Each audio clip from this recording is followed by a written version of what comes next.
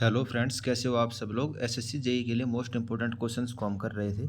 आज इस लेक्चर से एस्टिमेटिंग, कॉस्टिंग एंड वैल्यूएशन को हम स्टार्ट करेंगे। जो स्टूडेंट वीडियो को पहली बार देख रहे हैं उनको मैं अपना इंट्रो दे देता हूं।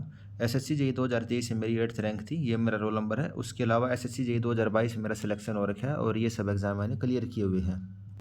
ये शो करने का पर्पज़ ये है कि जो कंटेंट आपको प्रोवाइड किया जा रहा है वो इस एग्ज़ाम के लिए सफिशिएंट है, और अगर आप इसी तरीके से फॉलो करोगे तो आपकी भी ऐसी अच्छी रैंक आ सकती है।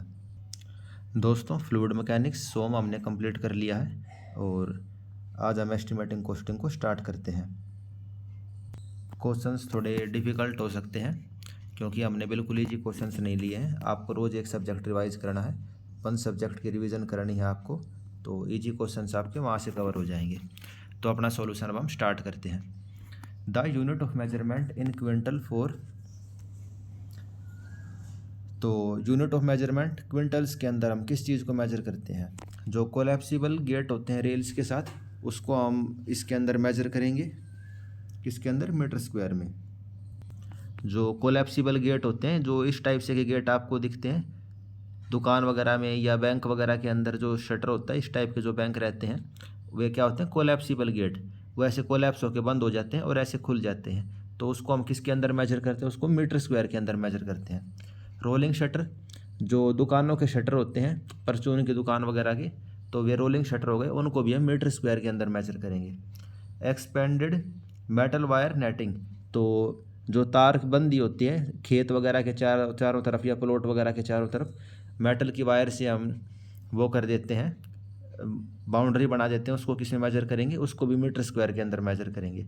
Reinforcement of the RCC work, जो स्टील कितनी यूज हुई है, रीइंफोर्समेंट हुई है, उसको हम किस चीज़ के अंदर मेजर करते हैं? उसको हम क्विंटल के अंदर मेजर करेंगे, या तो क्विंटल के अंदर मेजर करेंगे या टन के अंदर भी मेजर कर सकते हैं। तो हमसे वही क्वेश्चन में पूछा गया है कि पर क्विंटल हम किस चीज़ को मेजर करते हैं? हम रीइंफोर्समेंट ऑफ आरसीसी वर्क को मेजर करेंगे। तो जो मैंने स्टार्टिंग के 3 पॉइंट थे उन सभी को मीटर स्क्वायर के अंदर मेजर करेंगे। और एस्टिमेटिंग कॉस्टिंग ऐसा सब्जेक्ट है, आपको इसमें लॉजिकली सोचना है और आपको आंसर मिल जाएगा। ज़्यादा पढ़ने की इसमें ज़रूरत है नहीं, और बढ़िया स्कोरिंग सब्जेक्ट है। 10 के करीब क्वेश्चन इसके अंदर से आते हैं एस्टिमेटिंग कॉस्टिंग से। Next question, the measurement is not made in the square metre in the case of, तो मीटर स्क्वायर के अंदर किस चीज़ को हम मेजर नहीं करते? डीपीसी। डीपीसी को हम मीटर स्क्वायर के अंदर मेजर करते हैं। डीपीसी क्या होती है? स्पेसिफाइड थिकनेस होती है डीपीसी की। जैसे 4 सेंटीमीटर डीपीसी है, हमने बता दी, तो फिर हम क्या मेजर करेंगे? जो उसका एरिया है उस चीज़ को मेजर कर लेंगे कि कितने एरिया में लगाई है। फॉर्म वर्क, फॉर्म वर्क को भी हम मीटर स्क्वायर के अंदर मेजर करते हैं। फॉर्म वर्क क्या होगी? शटरिंग टाइप की चीज़ जो होती है उसी को हम फॉर्म वर्क बोलते हैं। फिर आते हैं कंक्रीट जेफरीज। तो कंक्रीट जेफरीज क्या होती हैं? ये होती हैं प्रीकास्ट कंक्रीट स्लैब।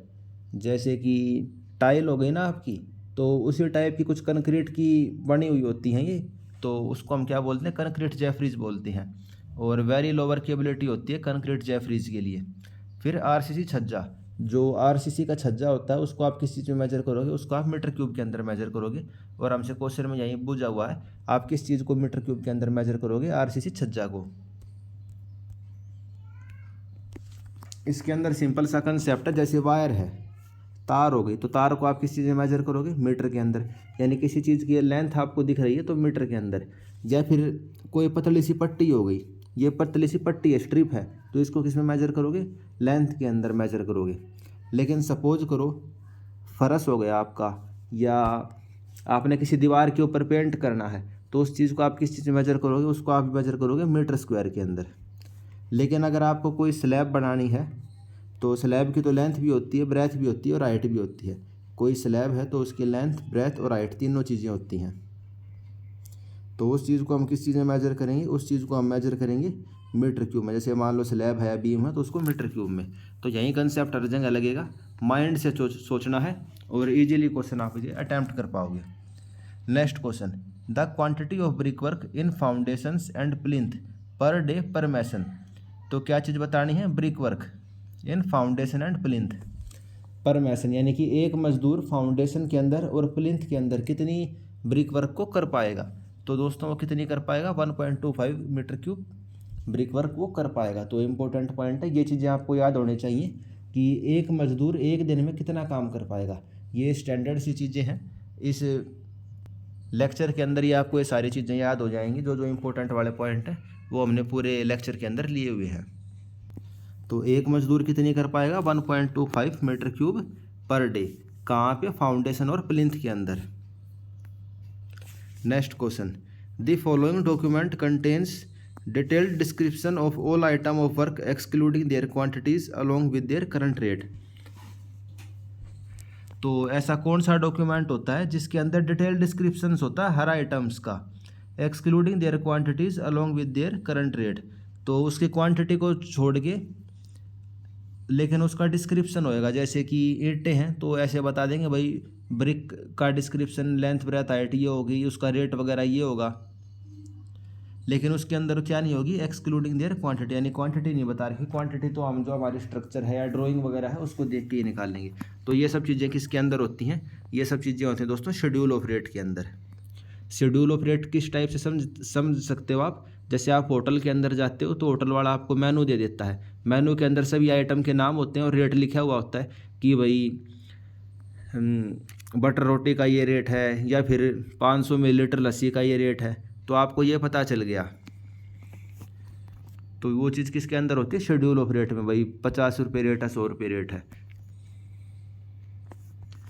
एक होता है analysis of rate. Analysis of rate के अंदर हम क्या करते हैं, obtaining the cost of unit amount of item is called the rate analysis या फिर analysis of rate. For example 1 metre cube concrete बनाने के लिए कितने रुपए लगेंगे। तो उस चीज़ को अगर आपको एनालिसिस करना है तो आप उसको क्या कहोगे, आपने रेट एनालिसिस करा, यानी कि analysis of rate. 1 metre cube concrete के अंदर थोड़ी बहुत सीमेंट आएगी, एग्रीगेट आएंगे, पानी आएगा, एडमिक्सचर आएगा। तो उन सभी का रेट आपको पता होना चाहिए। उन सब को मिक्स कौन करेगा, लेबर मिक्स करेगा।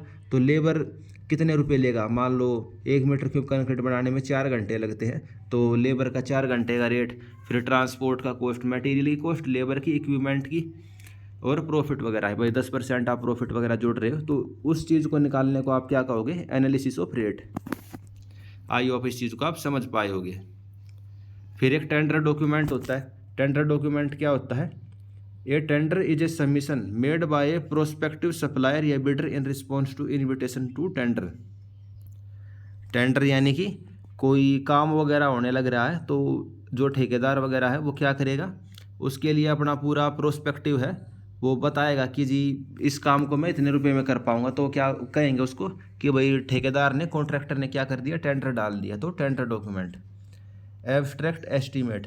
एब्स्ट्रैक्ट एस्टीमेट क्या होता है, ये प्रीलिमिनरी एस्टीमेट होता है और इसके अंदर कोई डिटेल डिस्क्रिप्शन नहीं होता। तो ये चीज़ आपको याद रखनी है। एब्स्ट्रैक्ट एस्टीमेट क्या होता है, प्रीलिमिनरी एस्टीमेट होता है। और शेड्यूल ऑफ रेट वो चीज़ मैंने आपको पहले स्टार्टिंग में बताई दी थी कि इसके अंदर क्या होते हैं, जो बिल्डिंग आइटम होते हैं, मटेरियल होते हैं, उन सब का रेट वगैरह होते हैं। इसके अंदर क्वांटिटी नहीं होगी इसके अंदर। और ये आइटम कितने हो सकते हैं, 500 से लेकर 1000 आइटम हो सकते हैं। इसको शेड्यूल ऑफ रेट बोलते हैं। जैसे कि मिट्टी का रेट होगा, लेबर का रेट होगा, बेलदार का, ठेकेदार का, बिस्ती का। तो इस टाइप के जितने भी आइटम है, मतलब कंस्ट्रक्शन में जो यूज होते हैं, पत्थर का रेट, लकड़ी का रेट, तो वो सभी शेड्यूल ऑफ रेट के अंदर लिखा हुआ रहता है। The floor area included the area of the balcony up to. तो जो फ्लोर एरिया होता है उसके अंदर जो बालकनी का एरिया है उसको हम कितना कंसिडर करते हैं, उसको हम 50% तक कंसिडर करते हैं। इस चीज़ का क्या मतलब हुआ, इस चीज़ का ये मतलब है जब आप किसी बिल्डिंग का फ्लोर एरिया निकाल रहे हो, कोई आपसे कहेगा इस बिल्डिंग का फ्लोर एरिया कितना है, तो आप उसके अंदर क्या क्या चीज़ें इंक्लूड करोगे, उसके अंदर आप क्या क्या चीज़ें इंक्लूड करोगे, आप इंक्लूड करोगे floor area of the ground floor, upper floor in case of the veranda and balcony with at least one of the sides open to exterior or interior open space। तो जो ground floor का area है और जो अपर वाला floor है उसका area है 50% of the area shell be taken into account for calculation of the floor area.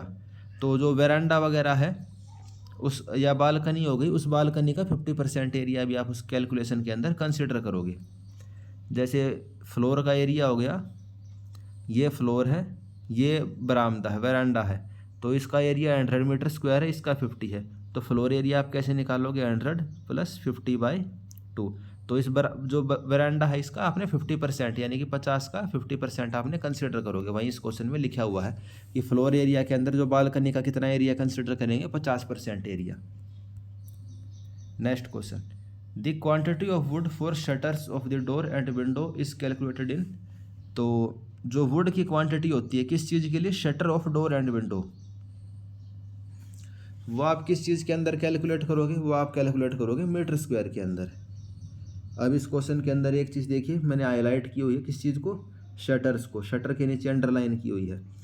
तो दरवाजे के शटर क्या होते हैं, जैसे कि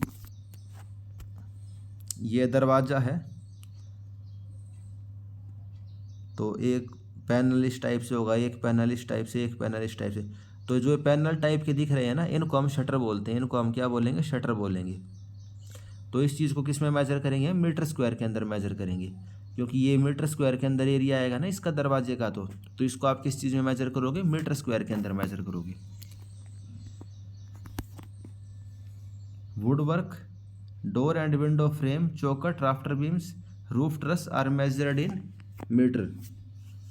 तो मीटर नहीं आएगा, यहाँ आएगा metre cube, are measured in metre cube. जो लकड़ी का काम है, दरवाजे के फ्रेम हो गए, चौखट हो गई, राफ्टर की बीम हो गई, रूफ की ट्रस हो गई, उसको आप किस में मेजर करोगे, मीटर क्यूब के अंदर। उसको आप किस में मेजर करोगे, मीटर क्यूब के अंदर। लेकिन जो शटर हो गई, लीव्स हो गई, पैनल हो गई, बैटन हो गई, glaze, part panel and part glaze, wire gauze, thickness specified are measured in the square metre. जो चौखट हो गई, चौखट क्या होती है, जो दरवाजे के ऊपर लगती है या नीचे लगेगी तो उसको हम चौखट कह देते हैं। और उसकी क्वांटिटी होती है लेंथ, ब्रेथ और हाइट, तीनों डायमेंशन उसके हम कंसिडर करते हैं। तो उस वजह से उसको हम मीटर क्यूब के अंदर मेजर करेंगे।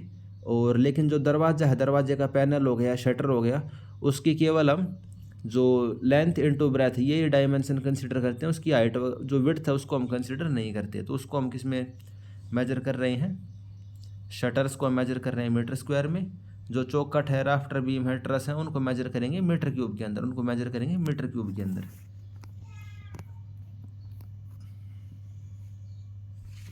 Next question, pick up the item of rate not included in the plinth area estimate. तो प्लिंथ एरिया एस्टीमेट के अंदर इनमें से हम कौन से आइटम को कंसिडर नहीं करते। तो दोस्तों वॉल की थिकनेस को कंसिडर करते हैं, रूम का जो पूरा एरिया है, वरांडा के एरिया को भी, लेकिन जो कोर्ट यार्ड का एरिया है उसको हम प्लिंथ एरिया के अंदर कंसिडर नहीं करते।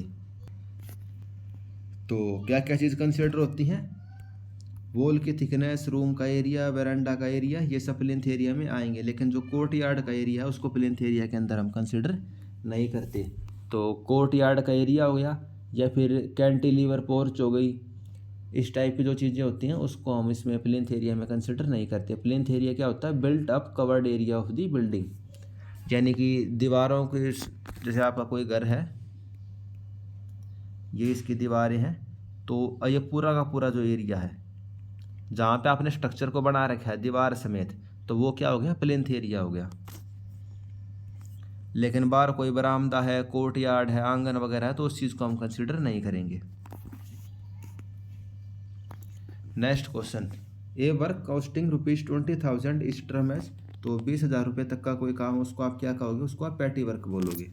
इसकी डेफिनेशन क्या है, 20,000 या 20,000 से कम का जो काम है वो पैटी वर्क, यानी कि बहुत छोटा काम है। माइनर वर्क क्या होता है, 1,00,000 रुपये तक का। मेजर क्या होता है, 1,00,000 रुपये से ज़्यादा तक का। तो ये चीज़ आप याद रख सकते हो।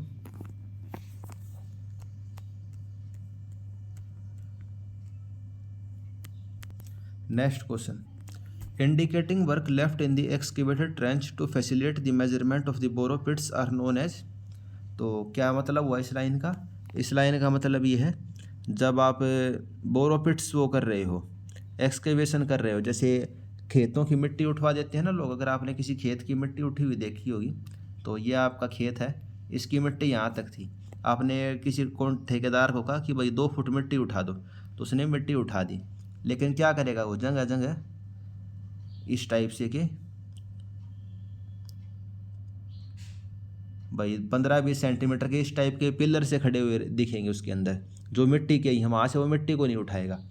तो इन चीज़ों का क्या कहते हैं, इंडिकेटिंग वर्क लेफ्ट इन एक्सकेवेटेड, यानी कि पूरा खेत खोद दिया आपने लेकिन बीच की थोड़ी बहुत जगह आपने नहीं खोदी, जैसे कि इसमें पिलर से दिख रहे हैं, आपने यहाँ से जगह को नहीं खोदा। क्यों नहीं खोदा? ताकि मेजरमेंट कर सको आप बोरोपिट्स की। वो ठेकेदार कहेगा जी मैंने 2 फुट मिट्टी उठा दी है इसकी, और आप चेक कैसे करोगे? जो उसने ये बीच बीच में जगह छोड़ दी, इसकी हेल्प से आप उस चीज़ को मेजर कर सकते हो कि हाँ भाई ये 2 फुट है तो आपने 2 फुट मिट्टी उठा दी है। तो इस चीज़ को हम क्या बोलेंगे? इसको हम बोलेंगे टेल टेल्स। इस चीज़ को हम क्या बोलेंगे? टेल टेल्स बोलेंगे। इसको हम टेल टेल्स बोलेंगे। मेजरमेंट ऑफ एक्सकेवेशन और trench in borrow pit shall be taken for the average dimension when the ground is fairly uniform, dead man or telltales which shall be left at suitable interval to determine the average depth of excavation। तो जो मैंने आपको बताया, तो पूरे खेत की आपने मिट्टी उठवा दी लेकिन बीच बीच में कुछ जगह ऐसे वो छोड़ देगा मिट्टी उठाने को। तो क्यों छोड़ देगा? ताकि shall be left at suitable interval to determine the average depth, ताकि कितनी गहराई तक उसने खोदा है उस चीज़ की मेजरमेंट वो कर सके। उसके अलावा जैसे साइड वाला खेत है उसकी मेजरमेंट भी लेते हैं ऑटो लेवल वगैरह से, तो वैसे तो ठेकेदार बेईमानी नहीं कर सकता, लेकिन इसके थ्रू भी हम मेजर करते हैं। और आजकल तो जैसे मैंने आपको बताया थियोडोलाइट से और ऑटो लेवल वगैरह से भी मेजर करते हैं। क्या चीज़ें होती है? टेल टेल्स या फिर डेड मैन। दोनों चीज़ें आपको याद होनी चाहिए, डेड मैन्स या फिर टेल टेल्स।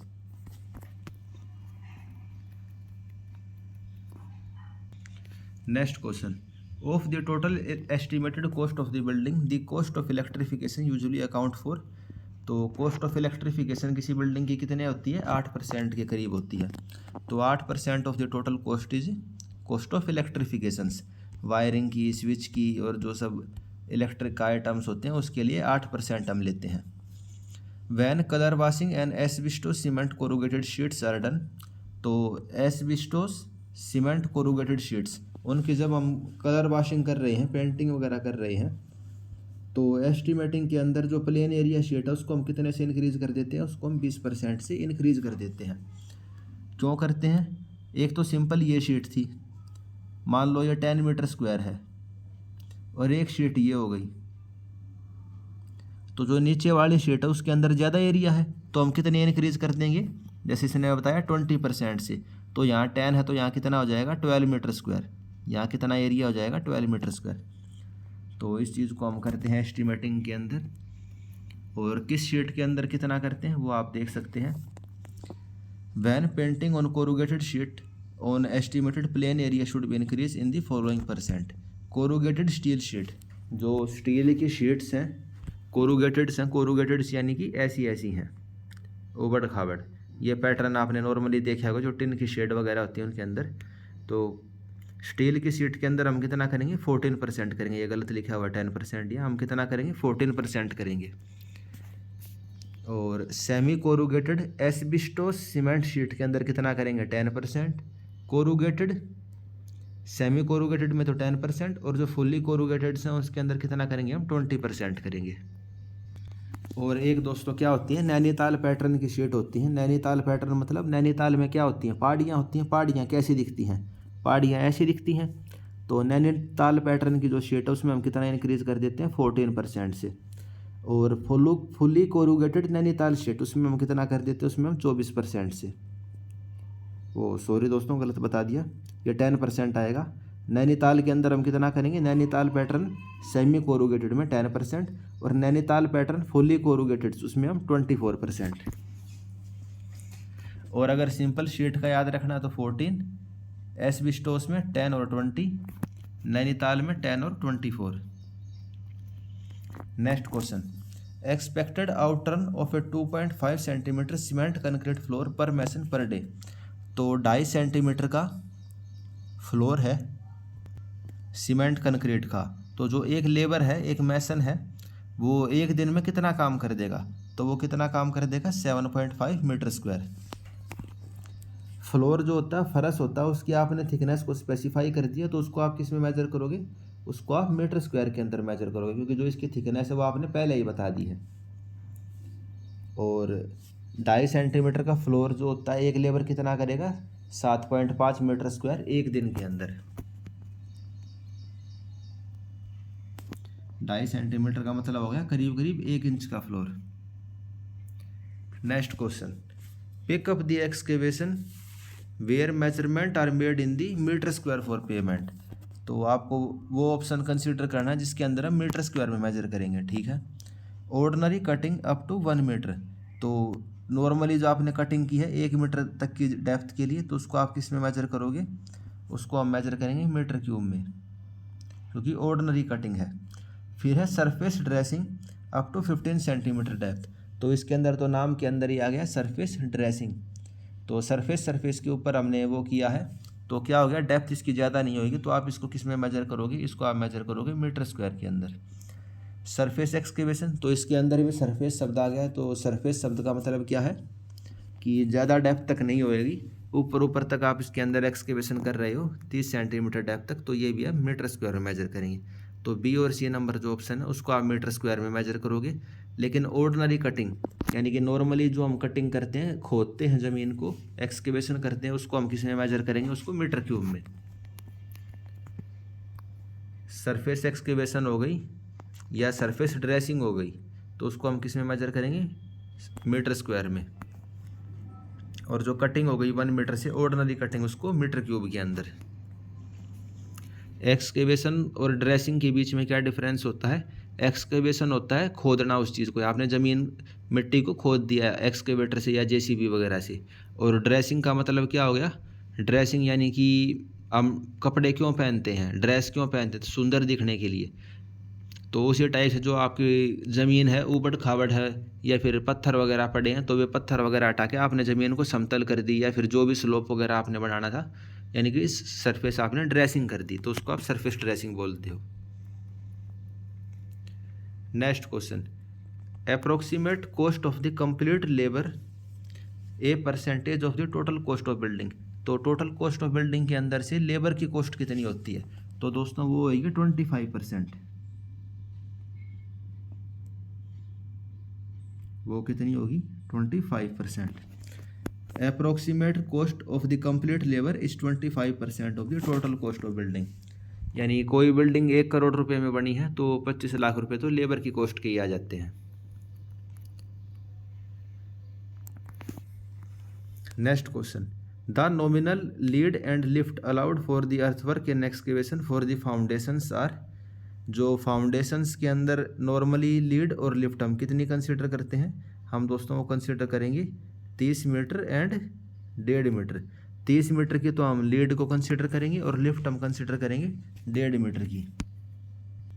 लीड का क्या मतलब होता है, लीड का मतलब होता है कि आपने यहाँ से मिट्टी को खोदी और यहाँ से आप कितनी दूरी के ऊपर उसको लेके जा रहे हो, तो वो क्या हो गई, लीड हो गई।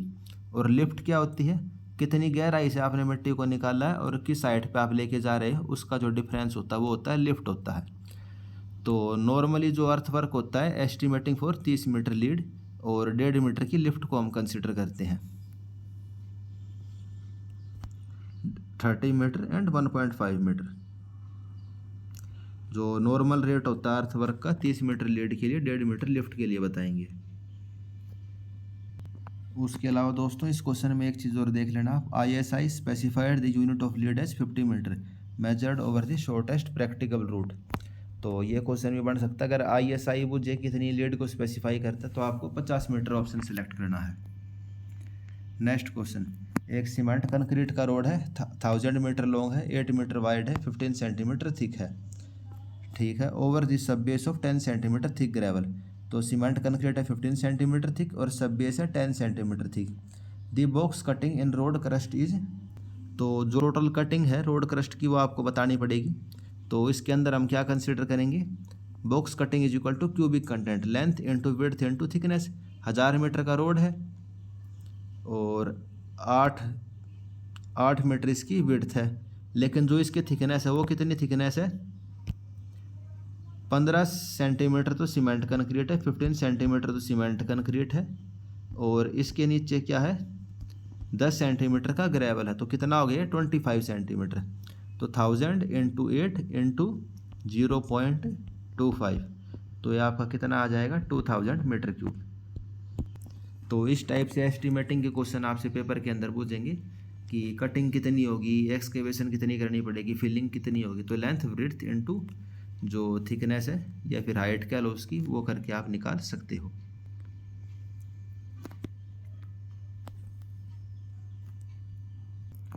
Next question, the time by which the completion of N activity can be delayed without affecting the start of any succeeding activity is called. तो वो टाइम उससे जिससे आप किसी एक्टिविटी का जो कंप्लीशन टाइम है उसको आप डिले कर सकते हो without affecting the start of the succeeding activity. जो अगली एक्टिविटी है उसके स्टार्टिंग टाइम को इफेक्ट किए बिना आप किसी एक्टिविटी को कितना लेट करवा सकते हो, तो उसको आप क्या बोलोगे, उसको आप बोलोगे फ्री फ्लोट। किसी एक्टिविटी को आप कितना डिले करवा सकते हो कि जो आने वाली एक्टिविटी है उस पर कोई फ़र्क नहीं पड़े, क्या हो गई वो हो गई फ्री फ्लोट। इसकी डेफिनेशन क्या होगी वो हम देख लेते हैं। Free float, it is define as the amount of time by which an activity can be delayed. तो किसी एक्टिविटी को हम कितने टाइम से डिले कर सकते हैं, लेट कर सकते हैं, without affecting the start time of the succeeding activity. जो अगले वाली एक्टिविटी है उसके जो स्टार्टिंग का टाइम है, अर्ली स्टार्ट टाइम, उसको बिना कोई इफेक्ट डाले हुए। In other word, it is the portion of the total float that can be use by an activity without delaying any succeeding activity. तो जो टोटल फ्लोट है उसका वो टाइम जिससे किसी एक्टिविटी को हम डिले कर सकते हैं अगली एक्टिविटी को कोई इफेक्ट करे बिना। तो फ्री फ्लोट क्या होता है, total float minus heat slack event. तो ज़्यादा कुछ याद नहीं रखना आपको ये वाली डेफिनेशन याद रखनी है बस। फ्री फ्लोट क्या होता है कि उसको हम कितना डिले कर सकते हैं अगली एक्टिविटी को इफेक्ट किए बिना। उसके अलावा टोटल फ्लोट क्या होता है वो भी आपको पता होना चाहिए। The difference between the maximum time available and the actual time require for the completion of an activity. तो टोटल फ्लोट क्या हो गया, किसी एक्टिविटी को करने के लिए आपके पास मैक्सिमम कितना टाइम है माइनस एक्चुअल टाइम उस चीज़ को कितना लग रहा है। मान लो किसी एक्टिविटी को करने के लिए 100 घंटे हैं, लेकिन एक्चुअल में उस एक्टिविटी को करने में 50 घंटे ही लगते हैं। तो फ्री का टाइम हमारे पास कितना अवेलेबल है, 50 घंटे। तो हम उस एक्टिविटी को कितना लेट करवा सकते हैं, हम उसको 50 घंटे तक लेट करवा सकते हैं। तो वो हो गया आपका टोटल फ्लोट। वो आपका क्या हो गया, टोटल फ्लोट। किसके बराबर होता है total float, maximum time available minus actual time available. फिर आता है इंडिपेंडेंट फ्लोट। इंडिपेंडेंट फ्लोट क्या होता है, amount of time by which activity can be delayed. भाई उस एक्टिविटी को हम कितना डिले कर सकते हैं without affecting the succeeding and preceding activity. अगली एक्टिविटी और पिछली एक्टिविटी दोनों को बिना इफेक्ट करवाए, तो वो क्या हो गया, इंडिपेंडेंट फ्लोट। तो आपको ये याद रखना है, इंडिपेंडेंट के अंदर तो क्या आ गया, प्रीसीडिंग एक्टिविटी अगली एक्टिविटी को भी इफेक्ट नहीं कर सकते और पिछली एक्टिविटी को भी इफेक्ट नहीं कर सकते। और क्वेश्चन के अंदर हमसे क्या पूछा था, फ्री फ्लोट, यानी कि जो अगले वाली एक्टिविटी है केवल उसको इफेक्ट नहीं कर सकते, तो वो हो गया फ्री फ्लोट। और इंडिपेंडेंट फ्लोट क्या होता है, difference of total float and free float. ये इंटरफेयरिंग फ्लोट हो गया, यानी कि टोटल फ्लोट में से जो फ्री फ्लोट का डिफरेंस है वो क्या होगा, इंटरफेयरिंग फ्लोट। तो ये फॉर्मूले वगैरह आपको याद करने की ज़रूरत नहीं है, डेफिनेशन याद रख लेना बस। क्या क्या डेफिनेशन थी, टोटल वाला तो आप समझ गए होंगे कि मैक्सिमम टाइम कितना है माइनस एक्चुअल टाइम, ठीक है। अब टोटल के अंदर क्या आएगा, एक तो फ्री फ्लोट आएगा, फ्री फ्लोट के अंदर सक्सीडिंग एक्टिविटी केवल क्या, सक्सीडिंग यानी कि अगली वाली एक्टिविटी। और इंडिपेंडेंट में अगली एक्टिविटी भी और पिछली एक्टिविटी भी कोई भी प्रभावित नहीं होनी चाहिए। और इंटरफेयरिंग क्या होता है, टोटल में से फ्री फ्लोट को माइनस कर दो, इंटरफेयरिंग फ्लोट आ गया। Next question, which of the following is a dummy activity. तो डमी एक्टिविटी क्या होती है, wait for the arrival of the concrete item. Dummy activity क्या होती है, जिसको करने में ना तो टाइम लगता है ना कोई रिसोर्स लगते हैं। फॉर एग्जांपल, जैसे आप कंक्रीट के अराइवल का वेट कर रहे हो, तो किसी चीज़ का वेट कर रहे हो तो आपका कोई रिसोर्स वगैरह लेबर वगैरह नहीं लगा, और टाइम भी मतलब उस टाइप से टाइम नहीं लगा आपका कि भाई आपने एक्सकेवेशन किया तो उस चीज़ में टाइम लग रहा है, या फिर कोई चीज़ आपने कंस्ट्रक्शन की उसमें टाइम लग रहा है, बस वेट कर रहे हो आप, तो उसमें कैसा टाइम लगना। तो dummy activity, it is a type of activity network which neither consume any time no resource. तो ये एक ऐसी एक्टिविटी होती है जिसके अंदर ना तो टाइम लगता है ना रिसोर्स लगता है। ये आर्टिफिशियल एक्टिविटी होती है। A dummy is connecting link for control purpose and maintaining the uniqueness of the activity. तो नेटवर्क डायग्राम वगैरह हमें बनाना पड़ता है तो अभी वो हमारे सिलेबस का पार्ट नहीं है, ज़्यादा उसको आपको वो भी नहीं करना, लेकिन आप इतना ध्यान रखो। फॉर एग्ज़ाम्पल जैसे कि आपको घर बनाना है, तो घर बनाने के लिए क्या क्या स्टेप होंगे। पहले तो चलो आपके पास ज़मीन वगैरह होनी चाहिए, आप डिज़ाइन वगैरह बनवाओगे, फिर आप एक्सकेवेशन करोगे, फिर फाउंडेशन, फिर सब स्ट्रक्चर, फिर सुपर स्ट्रक्चर, फिर जो इलेक्ट्रिसिटी वगैरह का काम है। तो इन सब को आपस में आप लिंक करते हुए चलते हो, जैसे फर्स्ट स्टेप, फिर सेकंड स्टेप, फिर थर्ड स्टेप, फिर थर्ड के बाद फोर्थ स्टेप या फिफ्थ स्टेप, इस टाइप से, फिर सेवन्थ स्टेप, तो इस टाइप से। लेकिन अगर किसी दो को आपस में लिंक करना हो, मतलब वैसे भी आपस में लिंक नहीं हो, लेकिन यूनिकनेस के लिए या नेटवर्क डायग्राम बनाने के लिए हमें एक एक्टिविटी, डमी एक्टिविटी अपनी तरफ से बनानी पड़ जाए, तो उसको हम क्या बोलते हैं, डमी एक्टिविटी बोलते हैं। ये dummy activity is represented by dash arrow. तो डमी एक्टिविटी को आप डैश एरो से रिप्रेजेंट करोगे। फॉर एग्जांपल जैसे इस डायग्राम में देखिए, जो सॉलिड लाइन है वे तो है एक्चुअल एक्टिविटी, लेकिन जो डैश वाली लाइन है वो क्या है, डमी एक्टिविटी। यानी इसके अंदर ना तो कोई टाइम लगेगा, ना इसके अंदर कोई रिसोर्स लगेंगे। एक्सकेवेशन ऑफ फाउंडेशन, यानी कि आप ज़मीन को खोद रहे हो, फाउंडेशन कर रहे हो, कंक्रीट फाउंडेशन की क्यूरिंग कर रहे हो, तो इनके अंदर टाइम भी लगेगा, रिसोर्स भी। तो ये सारी क्या है, एक्टिविटी है। लेकिन डमी एक्टिविटी का एग्जाम्पल क्या है, wait for the arrival of the concrete material. जैसे आप वेट कर रहे हो कंक्रीट के आने का, तो ये डमी एक्टिविटी है।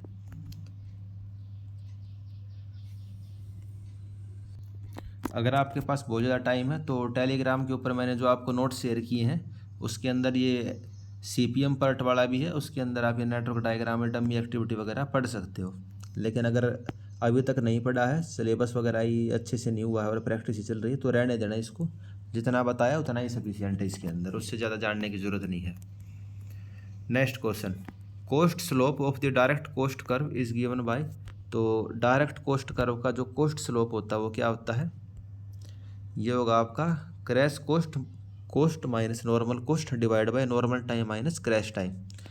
तो जो स्लोप होता है, स्लोप तो आपको वैसे भी पता है, एक चीज़ वाई एक्सिस पे होगी, एक एक्स एक्सिस पे, और कोस्ट का स्लोप बुझ जाए तो कोस्ट ऊपर आएगी, crash cost minus normal cost, नीचे आएगा normal time minus crash time. तो ये चीज़ आप इजीली इस तरीके से याद कर सकते हो, crash time minus normal time minus crash time. Y axis में हमारी कोस्ट होती है, एक्स एक्सिस के ऊपर हमारा टाइम होता है। और ये क्रैश कोस्ट क्या होती है और नॉर्मल कोस्ट क्या होती है। फॉर एग्जांपल आपको घर बनाना है, तो नॉर्मली वो कितने दिन में बन रहा है, 60 दिन में बन रहा है आपका घर, ठीक है, वो हो गई नॉर्मल ड्यूरेशन। और आपने 60 दिन में घर बनाया, तो आपके कितने रुपए लगे, आपके 20 लाख रुपए लग रहे हैं, ठीक है। 60 दिन में घर बनाने के लिए 20 लाख रुपए। आप बोले जी नहीं मैं तो बहुत जल्दी बनाऊंगा, तो आपने कोस्ट को क्या कर दिया, वो टाइम को क्या कर दिया, क्रैश कर दिया। 60 दिन का टाइम था, आप बोले नहीं जी मेरे को तो 30 दिन के अंदर ही घर चाहिए, क्रैश कर दिया आपने, तो टाइम हो गया 30 दिन। तो लेकिन कॉस्ट बढ़ जाएगी ना, 30 दिन में घर चाहिए तो बड़ी मशीनें लानी पड़ेंगी और लेबर वगैरह बढ़ाने पड़ेंगे। तो कॉस्ट उसकी मान लो कितनी होगी, अब 40 लाख रुपए कॉस्ट हो गई। तो अब जो इसका स्लोप बनता है उसी को हम क्या बोलते हैं, कॉस्ट स्लोप बोलते हैं। इसको हम क्या बोलते हैं, कॉस्ट स्लोप बोलते हैं। और ये सब आप देख सकते हो। नॉर्मल टाइम क्या होता है, स्टैंडर्ड टाइम होता है, हम एस्टिमेट करते हैं जिसको। क्रैश टाइम यानी कि मिनिमम टाइम किसी एक्टिविटी को करने में जो मिनिमम टाइम हो, क्रैश टाइम होता है। और नॉर्मल कॉस्ट और क्रैश कॉस्ट वो मैंने आपको बताई दी। नॉर्मल कॉस्ट क्या होती है, यानी कि मिनिमम कॉस्ट। जो नॉर्मल टाइम में आपका घर बन रहा है तो नॉर्मल कॉस्ट आएगी, मिनिमम कॉस्ट जो आएगी। लेकिन क्रैश कॉस्ट क्या होती है, आपने बहुत कम टाइम में घर बनवाना है तो मैक्सिमम कॉस्ट हो जाएगी। तो ठीक है दोस्तों, आज के लेक्चर में इतना ही। आई होप जो आपको ये समझाया, ये समझ आया होगा। नॉर्मल कॉस्ट वाला, स्लैक वाला पोर्शन भी, प्रोजेक्ट वाला भी, ये डमी एक्टिविटी वगैरह भी थोड़ा डिफिकल्ट था समझना ही, लेकिन आई होप आप समझ गए होगे। तो थैंक यू फ्रेंड्स, आज के लेक्चर में इतना ही। आप रिवीजन करते रहिए रोज़ एक सब्जेक्ट की। जो थोड़े डिफ़िकल्ट क्वेश्चन हैं उनको हम ऐसे लेक्चर के थ्रू कंप्लीट कर ही लेंगे। और रोज़ अपना जो 3 PM के ऊपर टेस्ट होता है, आप उसको लाइव ज्वाइन कर सकते हो। पूरी यूट्यूब के अंदर वो पहली बार उस टाइप का इनिशिएटिव है कि एजुकेटर और स्टूडेंट एक साथ टेस्ट को देंगे। और मेरे को नहीं पता कौन से क्वेश्चंस आएंगे, तो उन क्वेश्चंस के थ्रू हम देखेंगे कैसे पेपर को अटैम्प्ट करना होता है। तो ठीक है फ्रेंड्स, बाय। और आप अपनी रिवीजन और जीके को भी देखते रहना, वे भी इम्पोर्टेंट है। 60 के आसपास नंबर आपको वहाँ से भी लेके आने हैं। 70-80 नंबर टेक्निकल में, 60 के आसपास नंबर जीके और रीजनिंग के अंदर, तभी आपके 130 से 140 नंबर आएंगे। 140 नंबर अगर आपके आ जाते हैं तो बढ़िया स्कोर है, आप श्योरली टॉप करोगे। तो okay friends, thank you and bye.